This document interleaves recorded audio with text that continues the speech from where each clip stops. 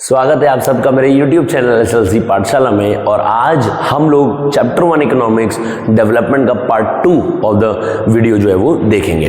ठीक है। अच्छा, लास्ट ऑफ द चैप्टर में हम लोगों ने क्या देखा कि भाई डेवलपमेंट क्या होता है, 3 स्टेटमेंट्स पढ़ी, ठीक है, जिनका एक्सप्लेनेशन मैंने आपको दिया था विद एग्जांपल। ठीक है, फिर उसके बाद कंट्रीज को कंपेयर कैसे किया जाता है, टोटल इनकम समझा, पर कैपिटा इनकम समझा, और फिर पर कैपिटा इनकम के अलावा और क्या क्या चीज़ें ज़रूरी होती हैं वो हम लोगों ने देखी। आइए आज एक बड़ा इंपॉर्टेंट टॉपिक समझते हैं जिसका नाम है comparison between world development report, world development report, ठीक है, वर्ल्ड डेवलपमेंट रिपोर्ट, और दूसरी रिपोर्ट है ह्यूमन डेवलपमेंट रिपोर्ट। ठीक है, ह्यूमन डेवलपमेंट रिपोर्ट। आइए समझते हैं इनके बारे में। ठीक है, देखिए हम लोग ना एक पुराना कॉन्सेप्ट है कि भाई जब भी हम लोग ना कंपैरिजन करते हैं तो जैसे आप लोगों की अगर मैं बात करूं, आप लोग 9th से अभी 10th में मूव कर रहे हैं, ठीक है, तो आप लोगों का रिपोर्ट कार्ड बना था। रिपोर्ट कार्ड बेसिकली है क्या, वो आपका एक पूरा रिकॉर्ड है कि आपने अलग अलग सब्जेक्ट्स में कैसे कैसे मार्क्स जो है वो स्कोर करे हैं। ऐसे ही कंट्रीज का भी क्या बनता है, एक रिपोर्ट कार्ड बनता है। उस रिपोर्ट कार्ड बनते हैं 2 तरीके के। पहला रिपोर्ट कार्ड है जिसका नाम है वर्ल्ड डेवलपमेंट रिपोर्ट, और दूसरा रिपोर्ट कार्ड है ह्यूमन डेवलपमेंट रिपोर्ट। अच्छा, जैसे आप लोगों का रिपोर्ट कार्ड आपके क्लास टीचर्स बनाते हैं, ऐसे ये रिपोर्ट्स को बनाने के लिए भी यहाँ पर इंस्टीट्यूशंस हैं। जैसे मैं सबसे पहले अगर यहाँ पर देखूँ तो इस रिपोर्ट को कौन पब्लिश करता है, इस रिपोर्ट को पब्लिश करता है वर्ल्ड बैंक। वहीं इस रिपोर्ट को पब्लिश करता है UNDP, जिसका फुल फॉर्म है United Nations Development Programme, United Nations Development Programme. ठीक है। अच्छा, एक चीज मैं आप लोगों को यहां पर बताना चाहूंगा, मुझे आप लोगों को स्पून फीड करने में बिल्कुल भी इंटरेस्ट नहीं है। मेरे पास कोई फैंसी PDFs नहीं है, फैंसी मेरे पास कोई प्रेजेंटेशंस नहीं है। जिसकी मुझे ज़रूरत लगती है मैं उसको बनाता हूँ। जहाँ मुझे लगता है कि मुझे एक्सप्लेन करना है कॉन्सेप्ट को तो मैं आपको एक्सप्लेन करूँगा। ठीक है, तो ये प्लीज़ एक्सपेक्ट मत करिएगा कि मैं हर वीडियो में आप लोगों के लिए प्रेजेंटेशंस बनाऊँगा। ठीक है, रीज़न बीइंग क्योंकि मुझे कुछ कॉन्सेप्ट्स आपको समझाने पड़ते हैं। वो प्रेजेंटेशंस बना के, वो PDFs बना के, वो प्रेजेंटेशन मैं आपको भी दे सकता हूँ, मैं आपको फॉरवर्ड भी कर सकता हूँ, लेकिन the purpose will not be solve, purpose solve ही नहीं होगा, है ना। तो प्लीज ये चीज ध्यान रखिएगा। तो वर्ल्ड डेवलपमेंट रिपोर्ट बेसिकली किसने पब्लिश करी, वर्ल्ड बैंक ने, और ह्यूमन डेवलपमेंट रिपोर्ट किसने पब्लिश करी, UNDP ने। जिन्होंने अभी पार्ट 1 ऑफ द वीडियो नहीं देखा है, काइंडली गो और पार्ट 1 ऑफ द वीडियो देखिए। ठीक है। अच्छा, कंपैरिजन, जैसे आपके रिपोर्ट कार्ड में कंपैरिजन के लिए आपके मार्क्स यूज करे गए, PA के, हाफ ईयरली के, एनुअल के, ऐसे यहाँ पर भी कुछ हम लोग कुछ इंडिकेटर्स लेते हैं। ठीक है, यहाँ पर हम लोग किसको कंसिडर करते हैं, इनकम को कंसिडर करते हैं कंपैरिजन के लिए। ठीक है, और यहाँ पर कंपैरिजन इनकम के पर कैपिटा इनकम का कंपैरिजन होता है। ठीक है, यहाँ पर कंपैरिजन एजुकेशनल इंडिकेटर्स का होता है। ठीक है, और यहाँ पर कंपैरिजन जो है वो हेल्थ के इंडिकेटर्स का होता है। ठीक है, तो अब आपको धीरे धीरे समझ में आ गया होगा कि कौन सी रिपोर्ट अच्छी है। भाई ये रिपोर्ट तो कंपैरिजन दे रही है किस किस का, पर कैपिटा इनकम का, एजुकेशन का और हेल्थ का। और वहीं यहाँ पर जो कंपैरिजन है वो सिर्फ और सिर्फ किसके बेसिस पर है, इनकम। तो मेरे हिसाब से तो भाई ये रिपोर्ट ज़्यादा बेटर है ना, ये रिपोर्ट ज़्यादा बेटर है क्योंकि कंपैरिजन भाई यहाँ 3 चीज़ों का है। ठीक है। अच्छा, तीसरा चीज़ देखें तो भाई कंट्री, वर्ल्ड बैंक जब कंपैरिजन करती है ना तो उसने क्या करा, उसने कंट्रीज को क्लासिफाई कर दिया। उसने कंट्रीज को किस में क्लासिफाई कर दिया, रिच में, rich countries and poor countries में। उसने एक अपना क्राइटेरिया सेट करा हुआ है। आइए उस क्राइटेरिया को जरा देखते हैं। क्राइटेरिया क्या है देखें भाई, according to World Bank, World Bank ये कह रही है कि भाई अगर वो कंट्रीज जिनकी पर कैपिटा इनकम $66,500 से ऊपर है, वो कंट्री क्या कहलाएगी, वो कंट्री रिच कंट्रीज कहलाएंगी। और वो कंट्री जिनकी $2,300 से कम की पर कैपिटा इनकम है तो वो क्या कहलाएगी, वो पुअर कंट्रीज कहलाएंगी। अब अगर मैं इंडिया की बात करूं तो इंडिया का तो मुझे क्या नजर आता है, इंडिया की अगर मैं बात करूं तो इंडिया की जो पर कैपिटा इनकम आती है वो $11,000 की है, जिस हिसाब से हम लोग लो मिडिल इनकम की कैटेगरी में आते हैं। दोबारा 66,500 से ऊपर डॉलर की पर कैपिटा इनकम कमाने वाली कंट्रीज रिच कंट्रीज में आएंगी। 2,300 से कमाने डॉलर नीचे कमाने वाली कंट्रीज किस में आएंगी, पुअर कंट्रीज में आएंगी। और फिर इंडिया की पर कैपिटा इनकम कितनी आ रही है, $11,000 आ रही है, जिसके हिसाब से इंडिया एक लो मिडिल इनकम के क्राइटेरिया में आती है। ठीक है। अच्छा, अब उसके साथ साथ जब हम लोग कंपैरिजन यहाँ पर इसके बेसिस पे करते हैं तो यहाँ पर हम कंट्रीज को टैग देते हैं डेवलप्ड, ठीक है।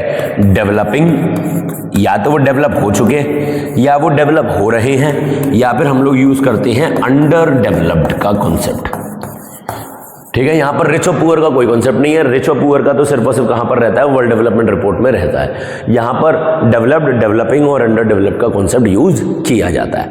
तो इस हिसाब से भाई सीधी सी एक कॉन्सेप्ट है कि भाई जो रिपोर्ट यूएनडीपी पब्लिश कर रहा है वो बहुत ज़्यादा ज़रूरी हो जाता है। आइए मैं आपको ज़रा कंपैरिजन में जो दिखाना चाह रहा था वो आपको दिखाता हूँ, ठीक है। देखिए ये वाला जो आपको यहाँ पर नजर आ रहा है ये पर कैपिटा इनकम का एक मिनट मैं कोशिश करता हूँ। हाँ जी बिल्कुल, जी हाँ। तो यहाँ पर ना मेरे पास कुछ एक डेटा है, जो डेटा मेरे पास क्या शो कर रहा है। यहाँ पर मैंने 3 स्टेट्स, यानी कि आपकी बुक का ही मैंने यहाँ पर डेटा उठाया है, ठीक है। टेबल 1.3 है ये आपकी एनसीईआरटी की। तो स्टेट्स आपको नजर आ रही है, हरियाणा, केरला, बिहार। उसकी पर कैपिटा इनकम देखिएगा, हरियाणा की पर कैपिटा इनकम है 3,25,000, केरला की 2,81,000 और बिहार की 60,337। इस हिसाब से अगर मैं डेवलप का रेशियो देखूं तो डेवलपमेंट के मामले में तो हरियाणा सबसे आगे, ठीक है, कोई दिक्कत नहीं है भाई। अब आते हैं हम जरा कुछ और इंडिकेटर्स पे। अगर मैं अब कुछ और इंडिकेटर्स यूज करूं तो मेरे पास जो पहला इंडिकेटर आया दैट इज आईएमआर। आईएमआर अगर मैं देखूं तो सबसे ज्यादा किसका आ रहा है, हरियाणा का। आईएमआर का मतलब अगर आपको याद हो तो मैं आपको बता दूं, ऐसे बच्चे जो अपना फर्स्ट ईयर भी कंप्लीट नहीं कर पाते हैं, तो उसका रेशियो हरियाणा में सबसे ज्यादा, और सबसे कम कहां पर है, केरला में। उसके बाद लिटरेसी रेट कहां सबसे ज्यादा है, 94% केरला, और वहीं सबसे कम कहां पर, बिहार में। इस हिसाब से केरला भी ज्यादा इंप्रूव्ड है। नेट अटेंडेंस रेशियो सबसे ज्यादा कहां पर, केरला, सबसे कम कहां पर, बिहार में। तो इस हिसाब से आप हरियाणा को ज्यादा डेवलप मान लेंगे या केरला को, मुझे बताने की जरूरत नहीं, और आंसर आपके जहन में आ चुका है। केरला ज्यादा डेवलप मानिए। देखिए पर कैपिटा इनकम कुछ नहीं है, सिर्फ और सिर्फ कंट्रीज, हमने टोटल इनकम को डिवाइड कर दिया टोटल पॉपुलेशन से, बन गया पर कैपिटा इनकम।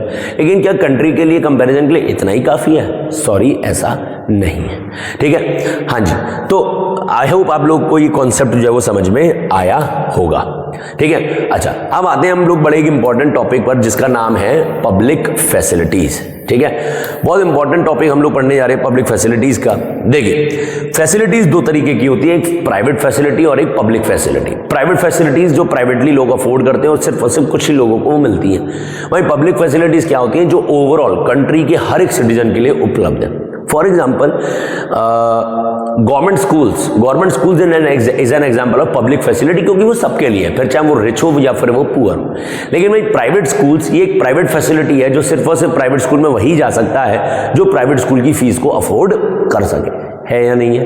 अब हम लोग जरा एक इंपॉर्टेंट कॉन्सेप्ट की तरफ रश करते हैं जिसका नाम है पब्लिक फैसिलिटी। आपको एक स्टेटमेंट नजर आएगी, यहां पर लिखी हुई है, money in your pocket can not buy all the goods and services that you may need to live well. यानी कि आपकी जेब में जो रुपया है वो आपको सारी चीजें नहीं दे सकता जो आपके जीवन को सुखी बनाने के लिए जरूरी है। जैसे मैं आपको एक एग्जांपल देता हूं। एग्जांपल में मुझे अभी आप लोग जानते ही हैं कि भाई यूएस और ईरान में अच्छा खासा वॉर चल रहा है, तो वो लोग जो वहां पर रिच हैं, क्या वो वॉर से बच पाएंगे? नहीं बच पाएंगे। वॉर से अगर बचना है तो वहां की गवर्नमेंट को कुछ कड़े स्टेप्स लेने पड़ेंगे या कुछ बहुत ही इमीडिएट स्टेप्स लेने पड़ेंगे जिससे वॉर जो है वो खत्म हो जाए। मेरे पास पैसा है तो क्या मैं वॉर से बच जाऊंगा? नहीं बच पाऊंगा। मेरे पास पैसा है तो क्या मैं डिजीज फ्री एनवायरनमेंट से बच जाऊंगा? मान लेते कि एरिया में बहुत, जैसे कोविड-19 से क्या पैसे वाले लोग बच गए? नहीं। पैसा सिर्फ और सिर्फ आपको अच्छा क्योर दिलवा सकता है, लेकिन आप ये सोचें कि मैं डिजीज फ्री एनवायरनमेंट से जीत जाऊंगा तो मैं नहीं।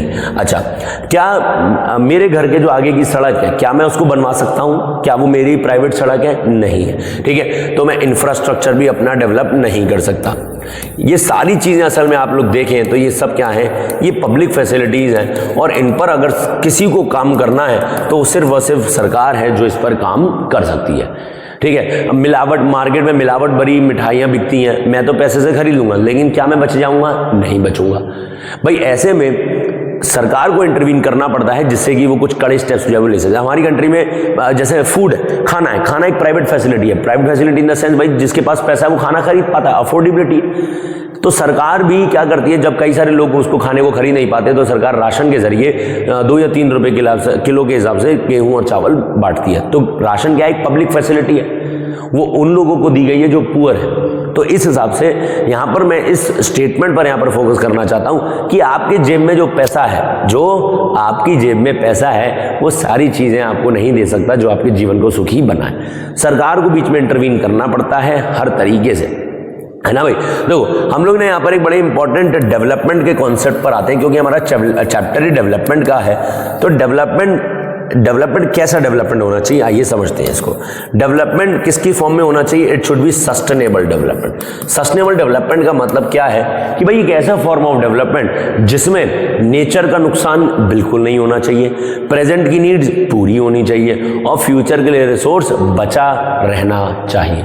हम ऐसा डेवलपमेंट करें जिससे फ्यूचर की नीड्स कॉम्प्रोमाइज ना हो। फॉर एग्जाम्पल आज आप लोग देखते ही हैं कितना ज़्यादा एलपीजी सिलेंडर्स की शॉर्टेज चल रही है, डीजल, पेट्रोल, क्योंकि हम लोग डिपेंडेंट है दूसरे नेशंस पर, तो हमें इतना ज़्यादा शॉर्टेज फेस करना पड़ रहा है। लेकिन यही अगर मैं सोलर एनर्जी की बात करूं, अगर आप अपने घर के ऊपर छत पर सोलर पैनल्स लगा लेंगे तो नुकसान किसका है? किसी का नहीं। फायदा किसका है? आपका। बिजली का बिल किसका कम होगा? आपका। क्या नेचर को नुकसान हो रहा है? नहीं हो रहा। डेवलपमेंट ऐसा ही होना चाहिए, डेवलपमेंट ऐसा जो नेचर को नुकसान ना पहुंचाए, प्रेजेंट की नीड पूरी हो जाए और फ्यूचर के लिए रिसोर्स बचा रह जाए।